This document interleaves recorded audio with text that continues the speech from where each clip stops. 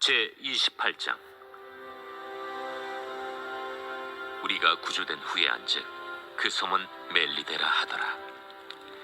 비가 오고 날이 참해 원주민들이 우리에게 특별한 동정을 하여 불을 피워 우리를 다 영접하더라. 바울이 나무 한 묶음을 거두어 불에 넣으니 뜨거움으로 말미암아 독사가 나와 그 손을 물고 있는지라.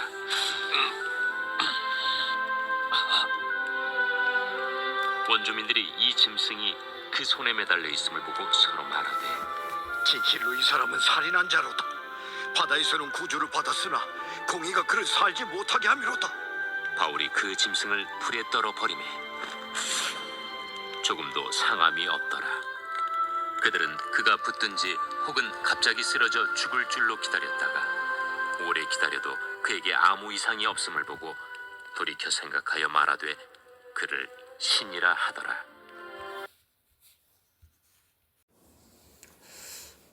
바울과 백부장과 그리고 군인들, 선원들, 제수들 이 모두는 바다에서漂流하던 중에 한 섬에 도착했는데 그 섬은 멜리데라는 섬이었습니다.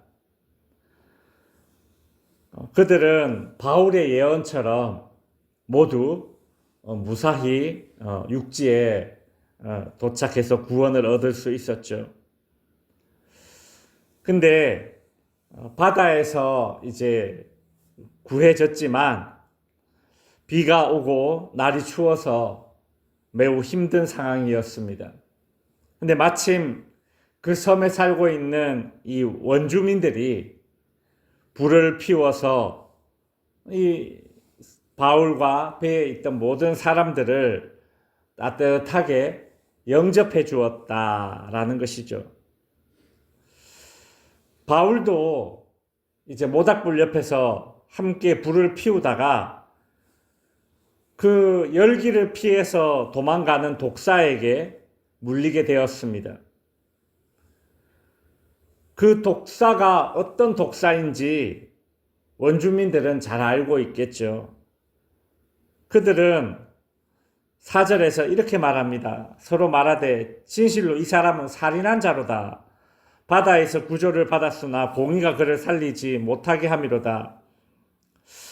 아마도 이 원주민들 가운데 이 뱀에 물려 죽는 사람이 제법 여럿 있었던 것 같습니다.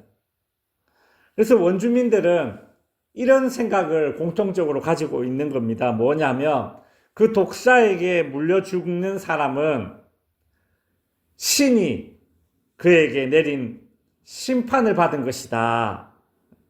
혹은 살인한 자로다라고 하는 거 보니까 죄인들에게 신은 이 독사에게 물려서 그렇게 죽게 한다라는 그런 생각을 원주민들이 가지고 있었습니다. 수많은 그런 위협 속에서도 이 배 안에 있던 276명, 바울을 포함한 276명이 모두 무사할 수 있었죠. 이제 겨우 육지에 도착해서 목숨을 건질 수 있었고, 때마침 그곳의 원주민들을 통해서 영접을 받고, 야, 이제 살겠구나 하는 그 찰나에 그 276명 가운데 딱 한 명만이 그곳 원주민들에게 이 신의 심판을 대행한다라고 여겨지는 그 독사에게 물렸습니다. 그 한 명이 누굽니까? 바울이에요. 원주민들은 이 바울을 죄인 취급하고 있습니다. 그러나 사실 그 배 안에서 그 276명 가운데 가장 의로운 사람은 바울 아니었습니까? 근데 그 바울이 이 독사에게 하필 물리는 바람에 이 죄인 취급당하고 신에 의해서 죽게 되었다. 이제 그런 대접을 받게 된 것이죠. 바울에게 유독 이런 사고가 일어났습니다.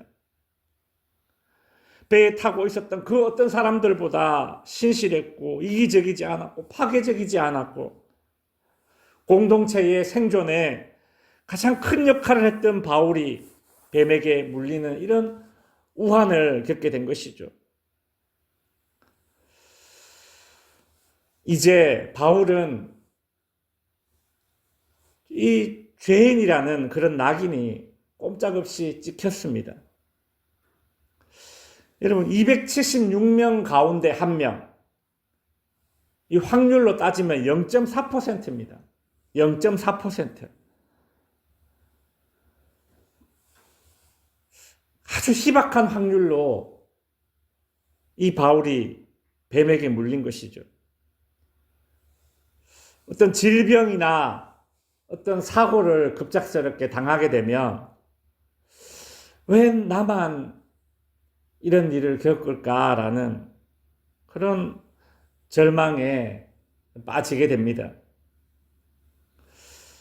바울을 제외한 이 배에 있던 모든 사람들은 사실 그 원주민들에게 동정을 받았습니다. 아유, 저 불쌍한 사람들 배에서 이제 바다에서 구출되었으니까 동정을 받고 있는데 유독 바울만이 동정이 아니라 0.4%의 확률로 뱀에게 물려서 말이죠.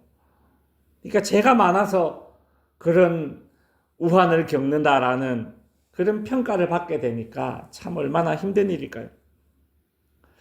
믿음이 좋은 그리스도인들도 이런 고난을 당할 때에 불신자들은 네가 믿는 하나님은 왜 그러냐 그리 말하게 되는 것이고, 그때에 그 믿음과 신념이 위축되고 절망에 빠지게 되는 것 아닙니까?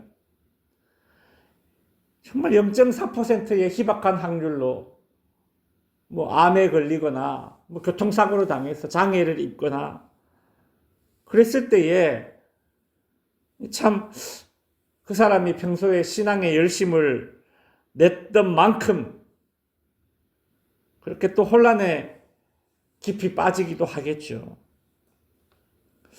그러나 바로 그때가 말씀을 더욱 붙잡아야 할 때인 것입니다. 내 주변에 벌어지고 있는 불행한 상황들과 이를 바라보는 주변 사람들의 그 판단과 그 말들보다 바울 너는 로마에서 복음을 전하게 될 것이다 라는 그 하나님의 말씀이 이루어진다는, 반드시 이루어질 것이라는 그 믿음을 가지고 그 하나님의 말씀을 더욱 굳게 붙잡아야 할 때입니다. 왜냐하면 하나님은 성도가 아주 희박한 확률로 이 땅에서 겪게 되는 그런 사건, 사고, 질병 이런 것들로 인해서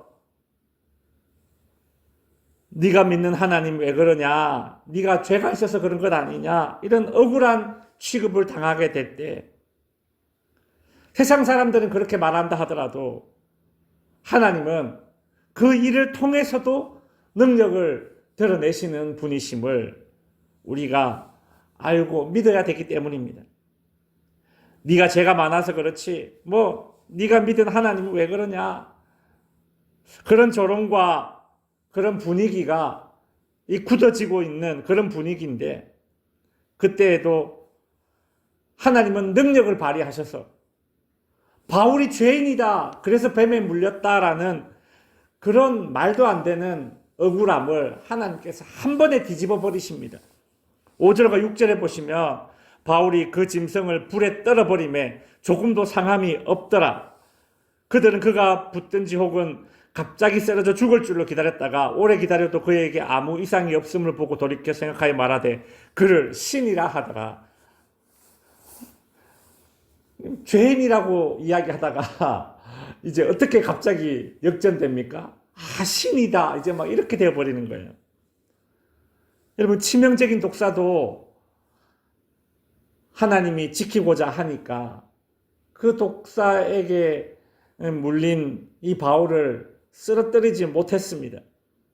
오히려 이제 역전되어서 신의 대리자로 그렇게 취급받고, 그 신의 대리자로 취급받던 그 뱀을 오히려 불에 던져 죽이는 그런 일들이 일어났죠. 여러분, 의인의 고난에 하나님의 능력이 더해지게 되면 이와 같은 일이 일어나는 것입니다. 말씀을 정리하겠습니다. 우리 성도는 성도를 바라보는 세상 사람들의 반응과 평가에 너무 일희일비할 필요가 없고요. 우리에게 닥친 그 어려움을 통해 하나님의 능력이 나타나기를 간구해야 할 것입니다. 하나님의 능력이 나타나는 순간 세상의 악한 소리들은 순식간에 그냥 역전됩니다. 아무것도 아닌 것이 되어버릴 것입니다. 성도에게 닥친 뜻밖의 어려움이 오히려 성도들에게 하나님의 그 능력을 드러내는 그런 일들이 되고, 그리고 하나님을 모르는 사람들에게도 오히려 복음을 전하는 그런 역전의 기회로 사용될 수 있음을 믿으시기 바랍니다. 기도하겠습니다.